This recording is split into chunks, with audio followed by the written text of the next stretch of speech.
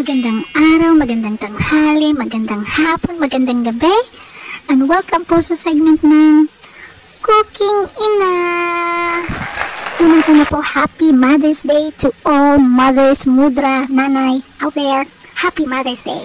For today's video, gagawa po tayo ng maruya o pinaypay o comment nyo po kung anong tawag sa inyo ang ganitong dessert or snack. Ayun, halu-haluin po natin ang harina, konting cornstarch, at konting tubig. Ayan. Tapos, syempre, i-check lang po natin yung consistency niya, yung at least malapot. Disclaimer lang po, hindi po ako pro sa kusina. Ang pinupost ko pong video na nagluluto ako ay based on my knowledge or mga natatandaan, minsan mga nakikita sa YouTube. So anyway, ayun na nga po. Ngayon ay yung saging, hihiwain po natin siya pero hindi aabot sa dulo. Ganyan itsura niya. Ang ginamit po nating saging ay saging saba.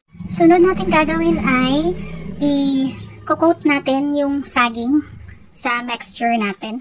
After natin siya ma-fully coat, i-preprito na po natin siya. Ayan. Finding more water.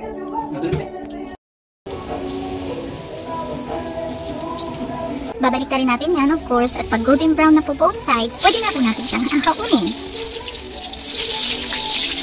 Tapos, i-coat naman po natin siya sa margarine, pwede optional, yung iba hindi na naglalagay. Ako naglalagay ako ng margarine, and then sa sugar, i-coat natin siya sa sugar. Tapos yun lang. So yan na po itsura niya. Happy eating!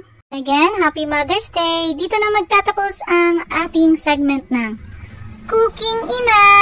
Maraming salamat po!